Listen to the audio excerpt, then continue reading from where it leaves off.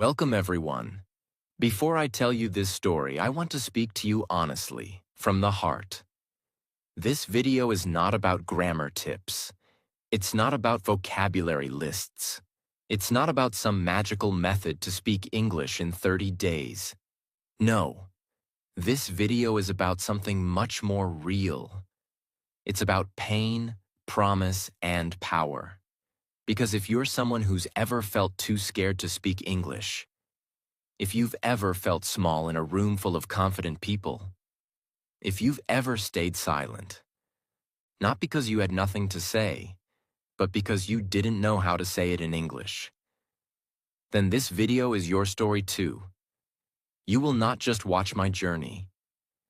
You will feel it. Because I was just like you. This is the story of how I went from someone who was too afraid to speak even a single sentence to someone who today speaks English confidently, not perfectly, but freely. And the best part? I didn't have a teacher. I didn't go to coaching. I didn't have friends who spoke English. But I had something else. A reason, a fire, and a promise I made to myself. In this video, I'm going to take you inside my life. I'll show you every step, the hard days, the silent nights, the embarrassment, the failures, and how all of that turned into strength, into confidence, and into real fluency. You will learn how to start your English journey alone, how I trained myself without classes, how I made English part of my life, how I kept going even when I wanted to quit, and how you can do the same, starting today. But most importantly, you'll learn that you don't need to be confident to start. You just need to start. If you stay till the end of this video, I promise, you'll never look at English the same way again. Because this story could be your story. Let's begin. Part 1. The Promise. My name is Liam. I'm 19 years old. I come from a very small town, the kind of place where people don't dream too big. My father is a mechanic. He fixes cars. My mother works as a housemaid. We don't have much money. No smartphones growing up. No internet. No English books at home. We spoke only our local language. Growing up, English felt like a rich person's language. I used to see people on TV speaking fluently and smiling, and I always thought, that will never be me. In school, I was good at reading English, but when the teacher asked me to speak, I froze. My mouth would go dry. My heart would beat fast. I remember one day in class, I was asked to say just one sentence. My name is Liam, and I want to be a teacher. That's it, but I couldn't do it. I stood there shaking. The whole class laughed. That day, something inside me broke. Not just because people laughed, but because I knew I had something to say, and I couldn't say it. That night, I walked home alone. I didn't talk to anyone. I just kept hearing the sound of people laughing in my head. I looked at my reflection in a shop window and I whispered, one day, I will speak English. I don't care how long it takes. I don't care how hard it is. I'll do it. That was the moment I made the promise. I didn't tell anyone, not my parents, not my friends. This was my war, my mountain, my secret mission. From that day on, I decided, I will train myself. No coaching, no teachers, just me and my voice. And that's how it started, with one promise. A quiet, lonely promise made by a 19-year-old boy who had no idea what he was doing, but who had one thing stronger than fear: the decision to never stay silent again. This was just the beginning. Part 2. The Struggle. Begin. After I made that promise to myself, I felt strong for about one day. The next morning, I woke up early, washed my face, stood in front of the mirror, and said, today I start speaking English. But nothing came out. My mind went blank. My throat closed. Even though I was alone, I still felt watched, judged, by myself. I tried to say something simple. Just one sentence. How are you? But it felt like I was pushing a heavy rock out of my mouth. I realized something painful that day. Learning English is not just about words. It's about fear. And that fear lives inside your body. My hands were sweating. I felt stupid. I thought, why is this so hard? I know these words. Why can't I say them? That day, I recorded myself speaking. I used my father's old phone. I tried to say, my name is Liam. I want to learn English. I recorded it. And then I played it back. When I heard my voice, I wanted to delete it immediately. It didn't sound like me. It sounded broken, slow, embarrassed. I had pauses in the wrong places. My pronunciation was wrong. I sounded like someone who didn't belong. And suddenly, I started crying. Not because my English was bad, but because for the first time in my life, I was hearing my fear with my own ears. That night, I couldn't sleep.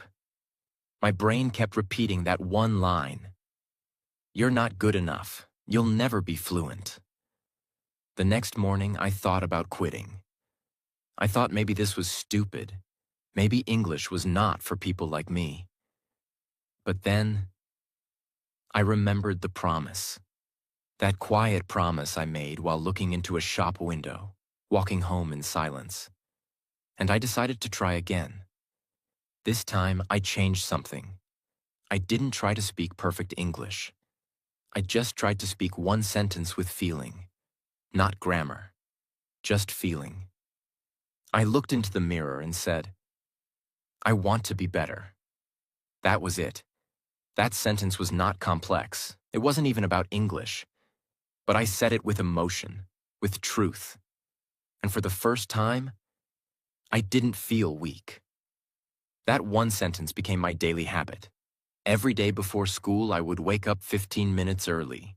I'd lock the bathroom door, and I'd speak to myself, out loud, even if it was just 2 or 3 lines. Sometimes it was, today is going to be a good day. I am trying my best. English is not my enemy. I can learn, even if I'm slow. At school, nothing had changed. I was still silent in class. I still avoided conversations. I still didn't raise my hand when the teacher asked a question. But something had changed inside me, even if no one else could see it. I had started my war, and every sentence I spoke alone was a tiny victory in that war. But let me be honest with you. Those early days were not beautiful. They were full of pain. People don't talk about that part enough. They don't tell you what it feels like to try your best and still be invisible. To practice speaking alone for weeks. And then fail again the moment someone actually asks you a question in real life. It happened to me 2 weeks after I started mirror practice. I was at the small grocery shop near my house. A man visiting from the city came in. He was speaking English with the shop owner's son, who had studied in a better school. I stood there, frozen. And then, for 1 second, the man looked at me and said, "Hey buddy, can you tell me where the main road is?" It was a simple question. Very simple. And I had practiced answering questions like that in front of the mirror. But in real life, my mouth refused to move. I looked at him, and after 2 long silent seconds, I just shook my head and said nothing. He smiled politely and asked someone else. No one cared. But I did. I walked back home, feeling crushed. All that mirror practice, and still I failed. I wanted to throw away my notebook. I wanted to stop speaking. I thought, maybe I'm just pretending. Maybe this whole thing is a lie. That night, I didn't practice. I just sat in bed, looking at the ceiling, asking myself, am I fooling myself? What if I never get better? But the next morning, I stood in front of the mirror again, not because I felt strong, but because I had promised myself I would not stop, even if it hurt, even if no one believed in me, even if I had to fail 100 times, because deep down, I knew this was the only way. And so, I began again. This time, slower, more honest, more real. That's when I learned something important, something I want you to remember. Fluency is not about speaking fast. Fluency is about being brave every day. Even when your voice shakes, even when you fail, even when no one claps. That truth became the fuel for my next step. And what happened after that changed everything.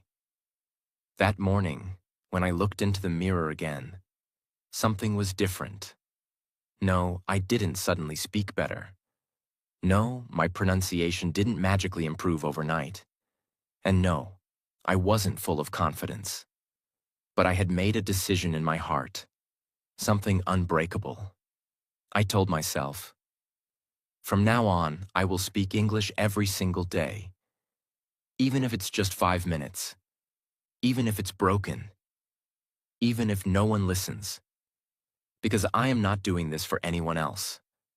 I am doing this for me. That was the beginning of my English ritual. A quiet war I fought inside a small room, but one that changed my life forever. Every evening after dinner, I would go into my room. No noise, no internet, no books. Just me and a small mirror on the wall. And I would begin talking. I didn't follow any big English program. I didn't watch expensive tutorials. I just spoke. Some days I started with a simple line. Hi, Liam, how was your day? And I'd answer myself. My day was okay. I went to school. I was tired, but I'm proud, because I am still trying. Every day I tried to speak for at least 10 minutes. At first it felt awkward, unnatural, slow. I had to think before every word. But I never missed a day, not even one. It became like brushing my teeth. If I didn't speak in English that day, I didn't feel clean. And something strange started to happen after 3 weeks. I noticed that my brain was slowly changing. One night, while lying in bed, I realized something shocking. I had been thinking in English without trying. I was planning what to say the next day. And my thoughts were in English. That was the moment I cried again. But this time, it wasn't out of sadness. It was because for the first time I felt like I was winning. No one else could see it. No one else would clap for it. But inside me, there was a quiet celebration. I was no longer a boy trying to speak English. I was becoming a boy who lives in English. I built my own practice system with nothing but my voice. Since I couldn't afford classes, I had to create my own structure. So I created 3 speaking zones every day. Zone 1. Morning self-talk, 2 minutes. While brushing my teeth or washing my face, I would say things like, today is a new day. I will speak English. I'm not afraid. My name is Liam. I'm strong. I'm learning. These were not complex sentences, but they gave me power. Zone 2. Evening mirror practice, 10 to 15 minutes. This was my main training time. Each day I picked a small topic. Nothing too hard. For example, talk about my school day, what I ate for lunch, describe my mother, my favorite memory. If I had a dream job, what would it be? I'd stand in front of the mirror and just talk, talk, talk. At first I used broken English. Half my words were wrong, but I kept going. Because I knew. Fluent people are not perfect. They're just consistent. Zone 3. Whisper practice before sleeping, 2 to 3 minutes. Before closing my eyes, I would lie in bed and whisper 3 to 5 sentences. About anything. I remember one night, I whispered, "I love this language.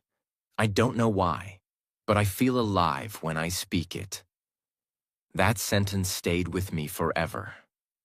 After a few weeks of daily practice, something else happened.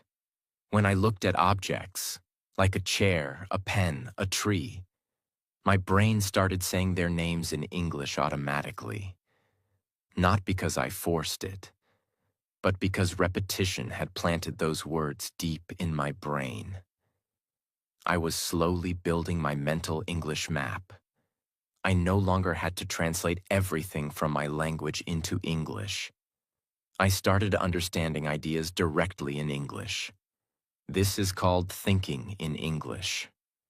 And it's not a miracle. It's a result of daily effort, emotional connection, and no skipping. One evening, something strange and powerful happened. I was sitting with my little cousin. He was playing with a toy and asked, "What is this?" I casually said, "That's a train. It goes fast. Choo-choo." And then I paused. I had just spoken 3 full English sentences.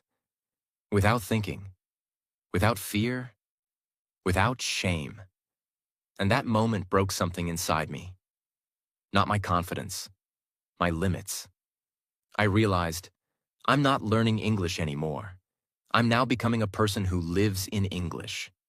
People think fluency means speaking fast. No, fluency means feeling free. I was still making mistakes. I still had an accent. I still didn't know many big words. But I didn't care, because English was no longer a subject. It was my language of growth, my private world, my way of changing my life, word by word, sentence by sentence. And the best part? I did all of this, alone, at home, without a teacher, without fear, without quitting, because I believed one thing deeply. If I speak every day, my brain will follow, my confidence will grow, and my future will change. And that belief was about to be tested in the most unexpected way. Part 3. The Small Wins. After weeks of speaking alone in my room, I had grown stronger, but only inside. I could now speak 10 to 15 sentences without stopping. I could describe my day, my feelings, even my dreams.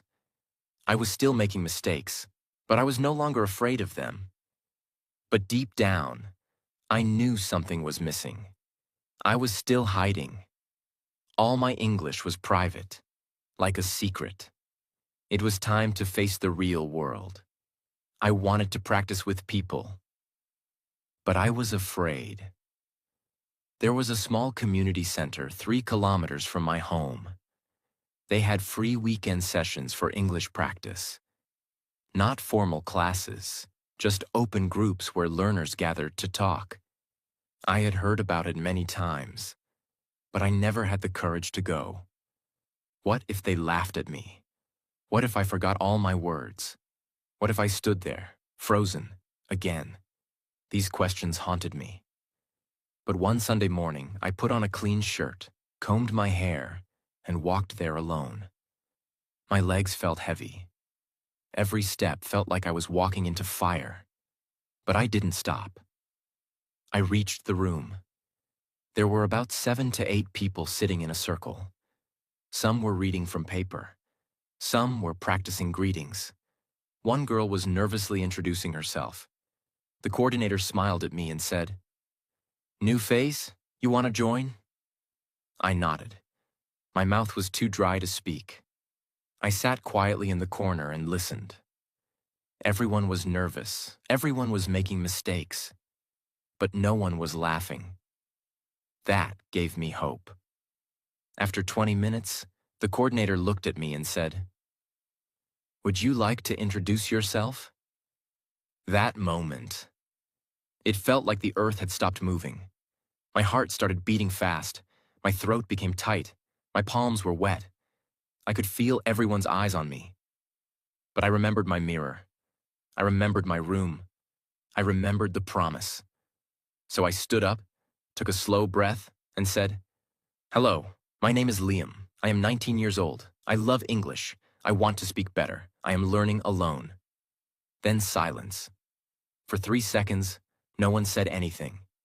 And then, they clapped. They clapped. Not because it was perfect, not because it was advanced, but because it was real. That applause didn't last more than 5 seconds. But inside me, it felt like fireworks. That was my first public win. I had spoken English, in front of people, and I survived. That moment became the turning point in my confidence. It wasn't about fluency. It wasn't about grammar. It was about courage. For the next 30 minutes, I didn't speak again. I just listened. But my mind had changed forever. Now I knew. I can do this. Even with fear, even with broken sentences, I can speak. I started going. Every Sunday, and every week I grew. In the beginning, I still said very little. Sometimes just 2 or 3 lines. But every week, I challenged myself to say one more sentence than last time. One week I described my favorite food. Another week, I talked about my parents. Once I shared how I was practicing alone with a mirror. And a few people smiled and said, "That's brave. I should try that too." That was the first time I felt like a helper, not just a learner. It changed my identity. One day I went to a grocery shop again. The same one where I had failed to answer a simple question months earlier. This time, I saw a foreign tourist asking for water. No one understood him. I walked up slowly and said, "You want a bottle of water?" He said, "Yes, please." "Thank you." I showed the bottle, took the money, and gave the change. He smiled and said, "Your English is good." I didn't say much, just smiled back. But inside me, I was flying. Every sentence I spoke outside my room felt like climbing a mountain. And these victories weren't loud. No one shared them online. No one recorded them. No one posted them with hashtags. But they were real. Every sentence was a step away from fear. Every word was a brick in the house I was building. The house called confidence. One night, I sat alone and wrote this in my diary. Today I spoke to a stranger. He understood me. That means I am not invisible anymore. I closed the book and cried, not from sadness, from belief. Because for the first time, I felt that maybe, just maybe, I was becoming the person I always dreamed of. And that, my friend, is the most powerful shift in language learning. It's not when you become fluent. It's when you stop being ashamed of not being fluent yet. Because the moment you stop hiding, the moment you stop apologizing, the moment you say, "Yes, I make mistakes, but I'm speaking anyway," that's the moment you start to win. That's the moment the world starts to hear you. And I was ready for more. It had been almost 3 months since I made the promise to myself. 3 months of mirror practice. 3 months of whispering words in the dark. 3 months of slow confidence, small victories, and inner change. By now, I had started to feel like I belonged. I could hold a short conversation. I was joining the Sunday group confidently. I even started helping others who were more shy than me. But then something happened that shook everything. It was a small marketing company. They were looking for students who could assist with basic research and office work. The requirement was simple: basic English communication skills. When I saw the poster, I felt excited. This was my chance. Not just to practice real English, but to work in a real office, to earn something, to show my parents that I was growing. I applied. I filled the form. I prepared my introduction. I practiced for 4 nights straight. I stood in front of the mirror and said my lines over and over again. Hello, my name is Liam. I'm passionate about learning and growing. I may not be perfect, but I believe in showing up. I even rehearsed the possible interview questions. What are your strengths? Why do you want this job? What makes you a good fit? I wrote my answers. I practiced them 20 times. I believed I was ready. I reached early. My shirt was clean. I was wearing shoes I had polished myself. My hands were shaking, but I kept whispering, "You've got this, Liam. You've worked for this. You've spoken to real people. You are ready." When my name was called, I walked in. There were 2 people, 1 man and 1 woman. They smiled, and the man said, "Hi, Liam, please sit. Let's begin. Tell us about yourself." I opened my mouth, and nothing came out. My mind went blank. Every word I had practiced disappeared. I couldn't breathe. My mouth went dry. I was suddenly the same scared boy from school again. The silence lasted only 6 seconds, but in my heart, it felt like a storm. Finally, I said, I want job because I learn. My sentence was broken. My voice was shaking. I could see the woman trying to be kind, but her eyes showed concern. The man said, "Take your time. It's okay." But I knew it wasn't okay, because this wasn't just an interview. This was my test, and I was failing. The rest of the interview was just as bad. I couldn't connect my sentences. I forgot simple words. I used wrong tenses. And worst of all, I couldn't look them in the eyes. After 15 minutes, they said, "Thank you for coming, Liam. We'll let you know." I smiled politely, walked out, and the moment I reached the gate, I broke down. I cried because I felt like all my effort was a lie. 3 months of practice, 3 months of hope, 3 months of whispering dreams into a mirror. And still, when it mattered most, I froze. I walked home with my head down. I didn't eat that night. I didn't touch my diary. I didn't go near the mirror. I felt like a fraud. I felt like someone who was pretending to learn English, but couldn't use it when it really counted. That night, I wanted to quit. I skipped my mirror practice. I didn't speak a single English word. I didn't even watch any English videos.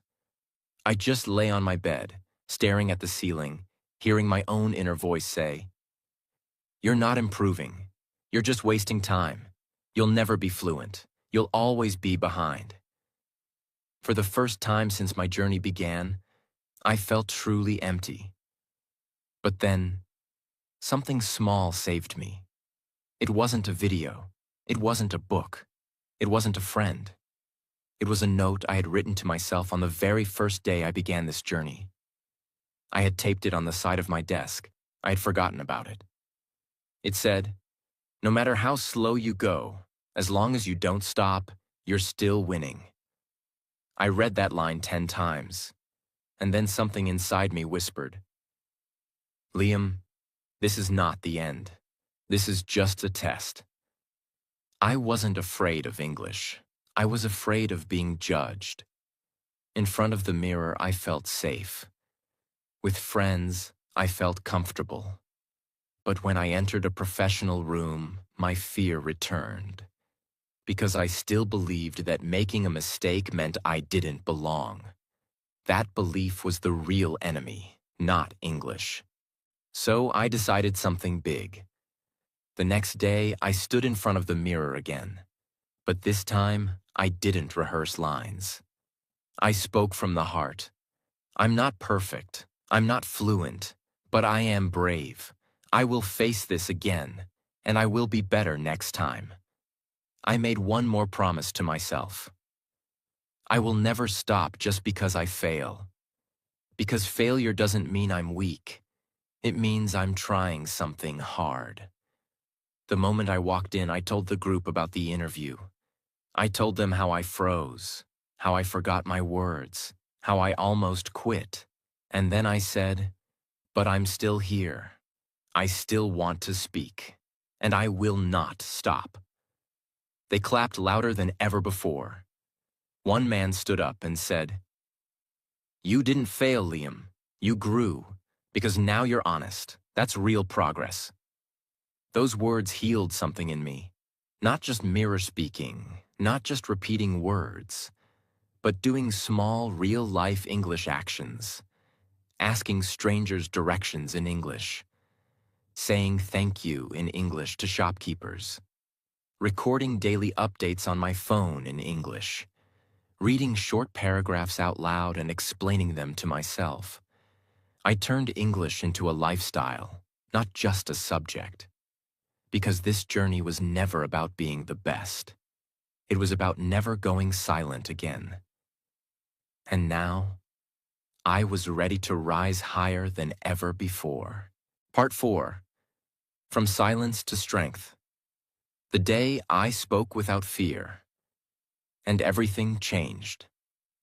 After the failed interview, after the emotional breakdown, after the promise to never quit, I returned to my journey stronger than ever. But I wasn't just stronger. I was wiser. Because now I understood that English was never my real enemy. My fear was. And that fear lived in the silence between my thoughts. Every time I spoke, I was not just using language. I was fighting my fear. I didn't need to sound perfect. I needed to sound brave. And that mindset changed everything. One evening, my community group coordinator pulled me aside and said, "Liam, next Sunday we're holding an open English-speaking event. Visitors from the city will be joining. We want you to give the welcome speech." I froze for a moment. Me? The same boy who once couldn't say "my name is Liam" in class? He said, "You've been consistent. You've grown. You have a story. People need to hear it." I didn't say yes immediately. That night, I stood in front of my mirror again. My oldest friend. My oldest teacher. I looked at my reflection and asked, "Are you ready?" And for the first time in my life, my reflection smiled back. No one is ever ready. You just speak anyway. So I said yes. Not rehearsing every word like a robot, but building confidence. I didn't write a script. I only wrote bullet points. My journey from fear to English. Why I started. What kept me going. What I want others to feel. Every night, I practiced small parts in the mirror. Every morning, I did a 5-minute voice warm-up. Every afternoon, I told myself one sentence. You are not here to impress. You are here to express. That sentence became my anchor. There were about 40 people in the hall. Half were learners. Half were professionals and guests. Some had suits. Some had notepads. Everyone looked confident. And I was holding the mic. My heart was beating faster than ever. My hands were shaking slightly. But I remembered. I was not here as a perfect speaker. I was here as a living example of what's possible. I walked to the stage, I looked around the room, and I began. Good evening, everyone. My name is Liam. A few months ago, I couldn't say even this line without fear. But today, I stand here because I didn't give up. Silence. Everyone was listening. I come from a place where English is not common. I didn't have a teacher. I didn't have coaching. All I had was a mirror and a promise. I told them everything. My mirror practice, my failures, the frozen interview, the nights I cried, the sentence that changed my mindset. I wasn't reading from paper. I was speaking from my story. And when I said, Fluency is not about sounding like someone else. It's about sounding like yourself, without fear. Some people in the audience nodded. Some smiled. Some closed their eyes and breathed deeply. In that moment, I wasn't just Liam. I was the voice of every learner who ever stayed silent. If you're learning English and you're afraid, that's normal. I was afraid too. But speak anyway, even if your voice shakes, even if you make mistakes. Because every sentence you speak is a victory over your fear. And one day, you'll speak like you've always belonged, not because you're perfect, but because you never quit. When I stopped speaking, the room was completely silent. And then, applause. Not polite applause. Real, deep, emotional applause.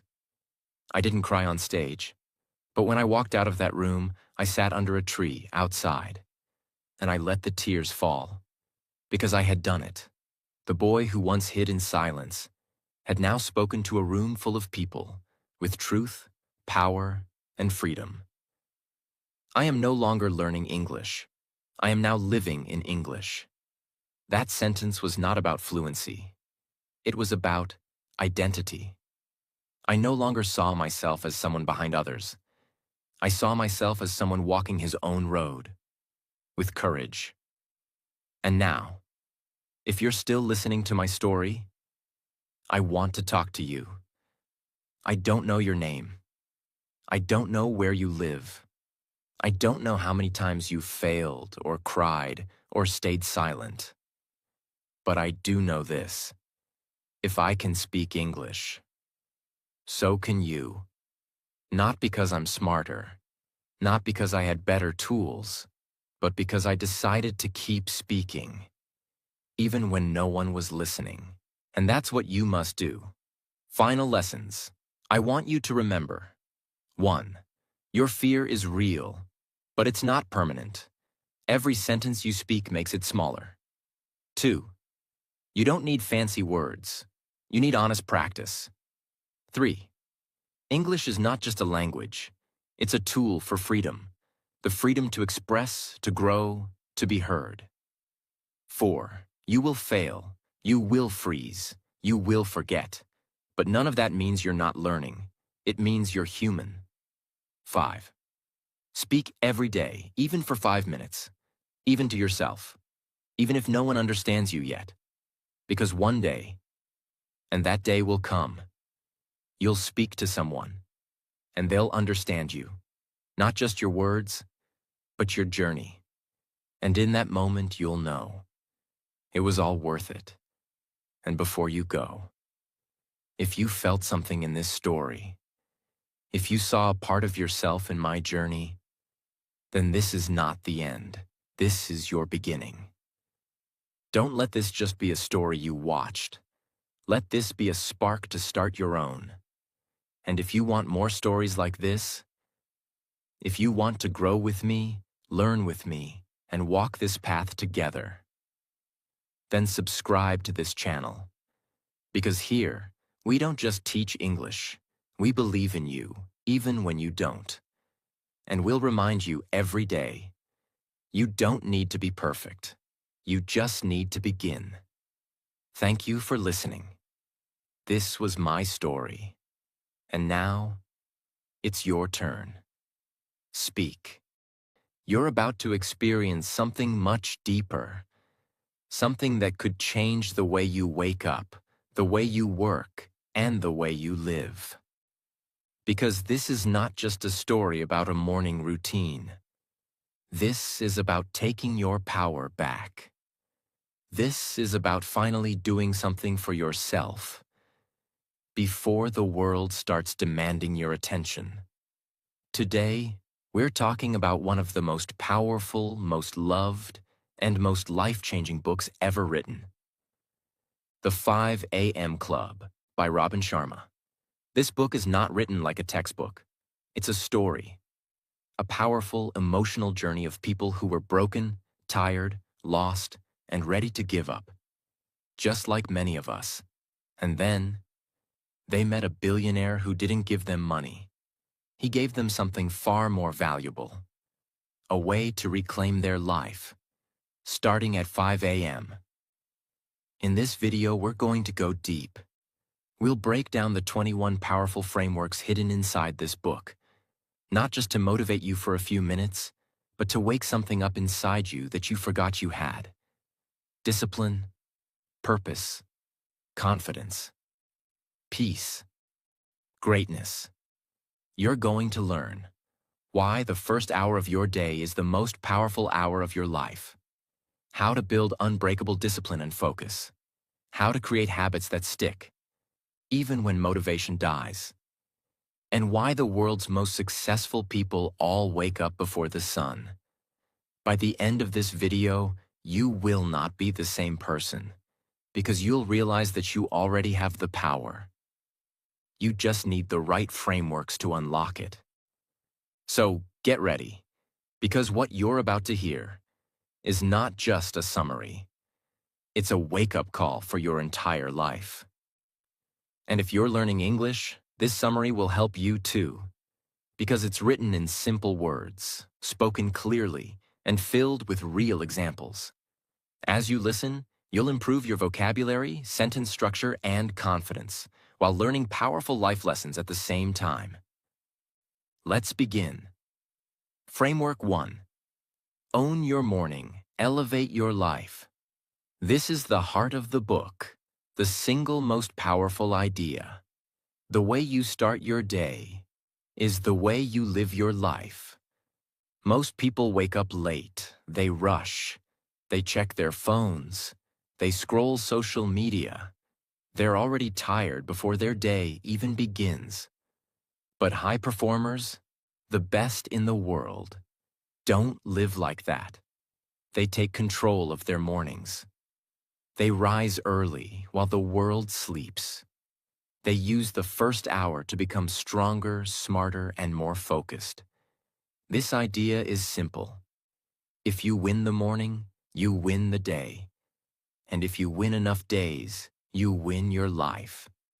Let me ask you, if the first thing you do in the morning is grab your phone, check other people's lives, get hit with negativity, or waste time scrolling, how can you expect to be focused, confident, and creative? You can't, because you've already lost your power in the very first hour. Robin Sharma calls this hour the victory hour. He says this is the most sacred time of the day. When the brain is quiet, the world is silent, and your future is listening. This is where transformation begins. When you own your morning, you stop being reactive and start being intentional. You don't just survive your day, you create it. Framework 2. The 20-20-20 formula, the victory hour. Now that you understand the power of mornings, the next question is, what should I actually do at 5 a.m.? Robin Sharma gives us a perfect structure called the 20-20-20 formula, the secret routine of high performers. From 5 a.m. to 6 a.m., break your time into 3 20-minute blocks. 5 a.m. to 5:20 a.m. Move. You start by moving your body. Hard. Do jumping jacks, go for a run, stretch, dance, anything that makes you sweat. Why? Because sweating reduces cortisol, the stress hormone, increases dopamine, the motivation chemical, and activates your brain. This is science, not theory. By moving your body first thing in the morning, you're telling your brain, we are not lazy, we are strong, we are alive, we are ready. 5:20 to 5:40 a.m. Reflect. Now that your body is active, it's time to calm your mind. In this block, you reflect on your life. You can journal, meditate, breathe, pray, visualize your future. Ask yourself, who am I becoming? What am I grateful for? What matters most today? This silence gives you clarity. It centers you before the world pulls you in 1,000 directions. This is your mental reset. 5:40 to 6 m. Grow. Finally, you grow. Feed your mind with something wise. Read 10 pages of a great book. Watch a lesson. Listen to a podcast. Study something valuable. This is when your brain is most focused, most awake, and most ready to learn. And the truth is, most people say they want to grow, but they never give their mind the space or time. This last 20 minutes makes sure you don't just live. You evolve. This formula, move, reflect, grow, is what separates the average from the elite, because it gives you something most people never have: control over your own mind. Framework 3. All change is hard at first, messy in the middle, beautiful at the end. Robin Sharma calls this the law of transformation. And you need to hear this, especially if you're struggling to build habits or stay motivated. Whenever you try to change your life, it will feel hard.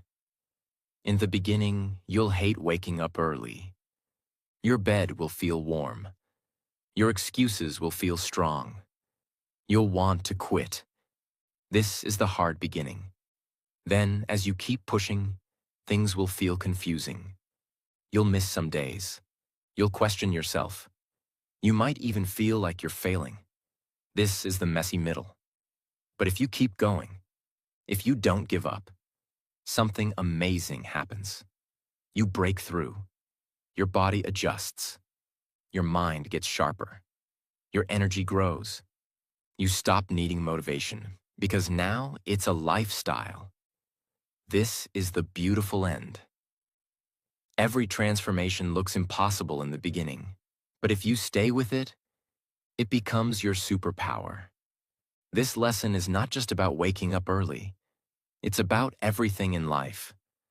Learning English, starting a business, changing your health, fixing your mindset. At first, it hurts. In the middle, it's chaos. But at the end, it's freedom. So remember this.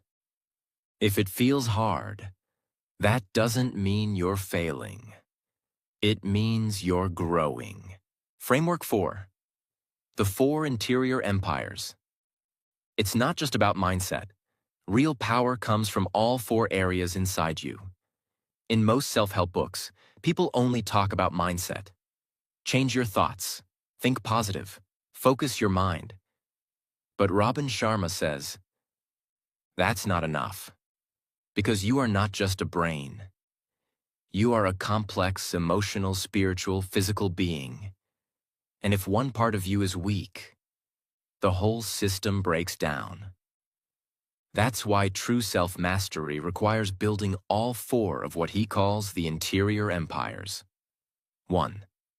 Mindset, your thoughts and beliefs. This is the way you see the world. It includes your goals, focus, vision, logic, and confidence. But it's only one part of the full power. 2. Heart set, your emotional state.